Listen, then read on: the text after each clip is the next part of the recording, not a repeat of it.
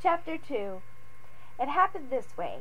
Roger and I were laying there in the grass on the bank of the creek, just as I told you we would, our fishing poles reaching far out over the water, and the funny-looking, enormous-eyed, four-winged dragonflies nosed around the lines like hummingbirds around Mom's morning glories.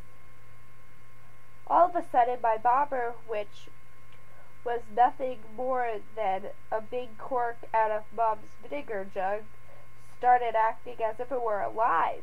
It moved around in a funny little half circle, kind of slow at first, then plunk, just like that, it ducked under, making a big splash at the end of my pole, and the end of my pole bent down and struck the water with a smack. I knew that I'd hooked a fish. I grabbed my end of the pole and held on tight. Roy told me afterwards that my eyes stuck out like a dragonfly's when I was pulling that fish in. And my line didn't break either, because I had a brand new one. That's another reason I knew my dad liked me. Maybe better than any other dad liked his boy before. When I'd gone to get my fishing pole out of the tool shed, an hour before, it had a brand new line on it with a reel and everything. Dad acted surprised when he saw it, but there was a twinkle in his gray eyes, and I knew he'd bought it for me. Maybe you think I wasn't scared enough when my bare feet slipped on the edge of the bank and flew right out from under me, and I went down, kerplash, into the water. But I was still holding on to the fishing pole for dear life. Roy was standing on the shore, jumping up and down, yelling at the top of his lungs and screaming at me what to do and not to let go of the pole. "I saw him!" he cried. "He was a big black bass 2 feet long!" I could barely touch the bottom of the creek with my feet. While I was feeling the heavy pulling and jerking of that fish at the end of my line, and thinking about my new overalls being all wet and what my mom would say when I got home, Roy got a hold of one of my hands and started to pull me out. "Give me the pole, quick!" he screamed. And then just as it had happened to me, it happened to him. He slipped off, his feet slipped, and then we were both of us in the water. Of course, we couldn't both swim, so there wasn't any danger of drowning. You know, everybody ought to learn how to swim when he's little, because you can never tell when you'll need to know. Well, between the two of us, we landed the fish. It was a black bass, all right, only it was about 14 inches long, or maybe 12, instead of 2 feet. And that's how Roy became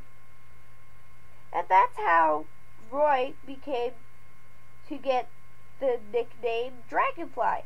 His eyes were bigger than his head. He was always seeing things twice as big as they were. He kind of liked the name, and so did I. I felt quite proud that I'd thought of it first, but But I tell you, the water felt good. Now that we're all wet, we'd just as well go swimming, Dragonfly said. Besides, we'll have to let our clothes dry, won't we? And they'll dry quicker than anything hanging out on those bushes while we swam. Dad hadn't told me I couldn't go swimming. I guess he figured maybe I'd like to, and he didn't want me to be tempted to disobey. Dragonfly's parents hadn't told him not to either, so in about a minute and a half, we had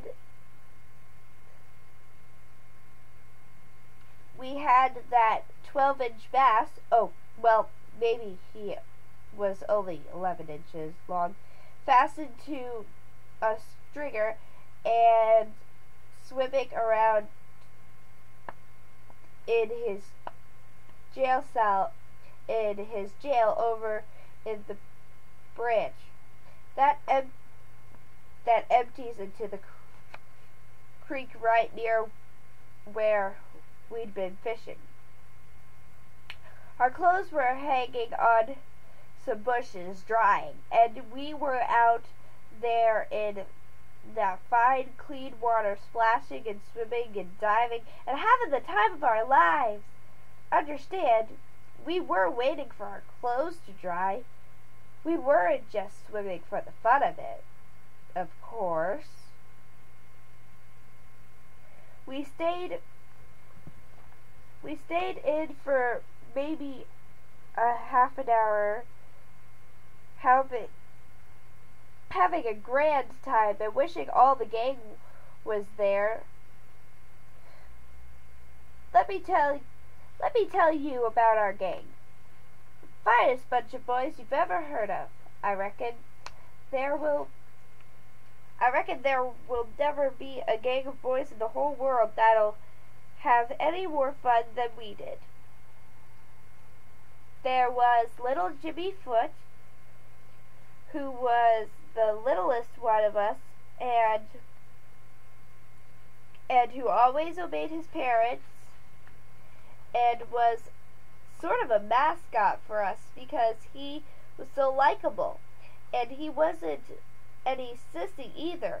That little fellow was brave. Once when there was a rifle, but that's another story which I can't tell you till a little later.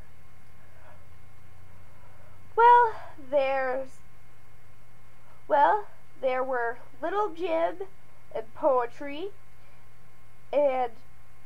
but let me tell you about Leslie Thomas. We call him Poetry because he was always quoting a verse or two of poetry. Everything he saw would start him off, and sometimes we'd have to shut him up or the rest of us wouldn't get a chance to say a word. He was almost as broad as he was tall, and his voice was changing so that he sounded squawky.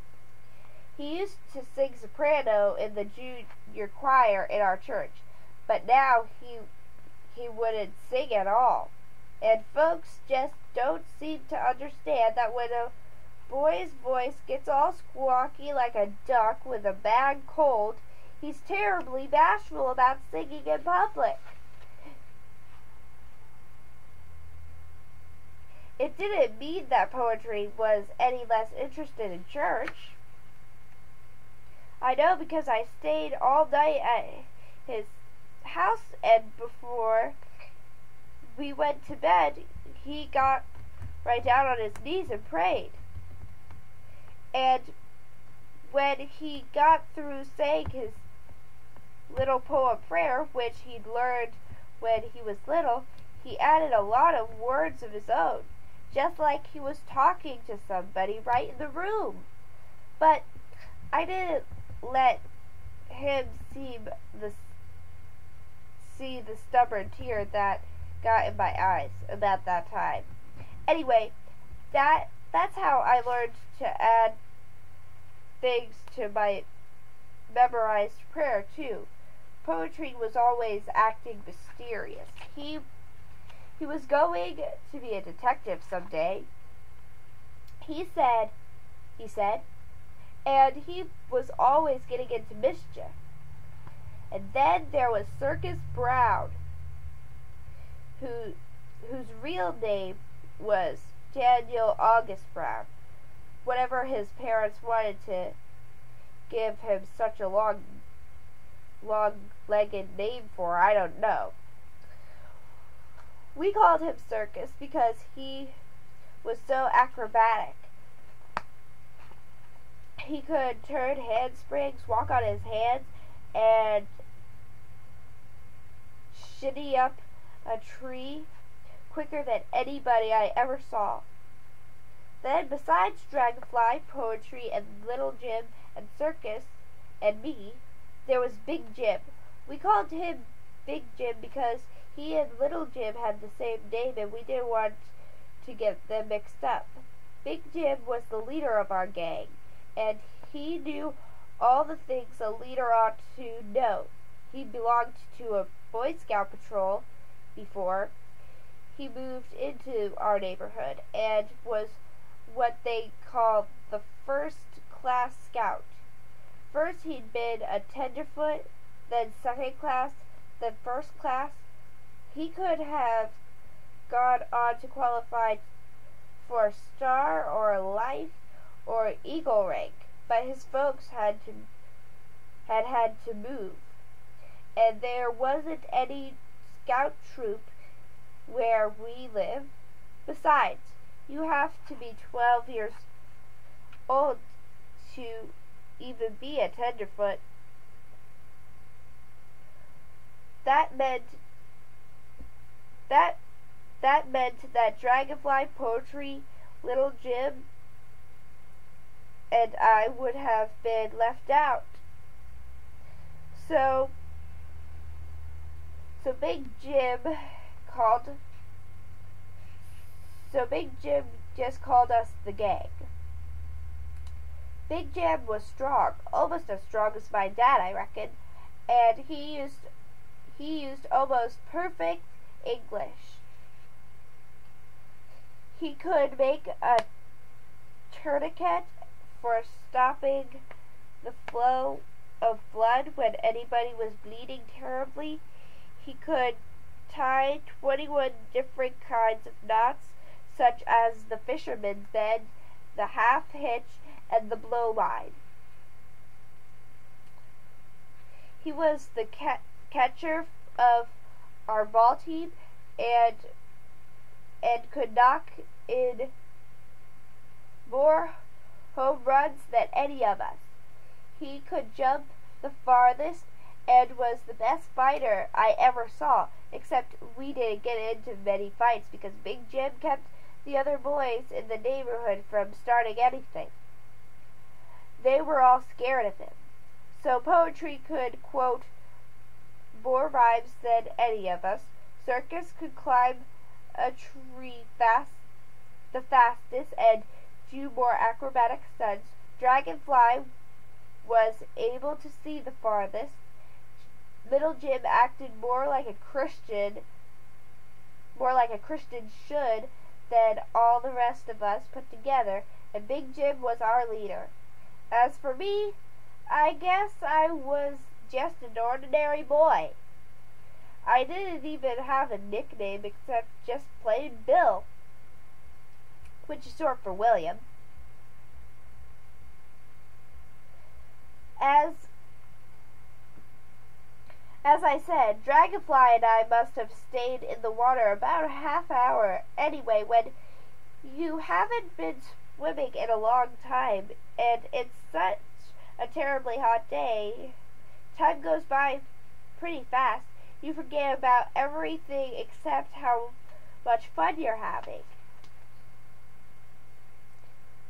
It was Dragonfly who saw him, rather. All of a sudden, he stopped splashing and yelled and muttered to me, "Quick, Bill! Get down under the water! Somebody's coming!"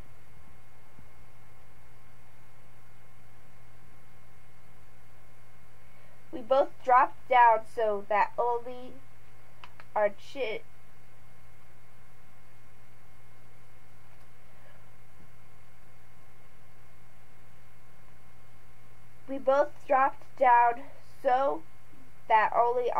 and noses were sticking out, looking maybe like a couple of turtles with their noses showing above the water. "It's an old man with long white whiskers," Dragonfly whispered. "He's coming straight this way." I peeked. "I don't see anything," I said, and then I saw him. A short man, round like a barrel, bareheaded with whiskers and long, shaggy white hair that reached down to his belt, except that he didn't have any belt on account of he was wearing a pair of overalls. He had on dark glasses and shuffled along as though he couldn't see very well. He looked just like the people we call tramps sometimes look.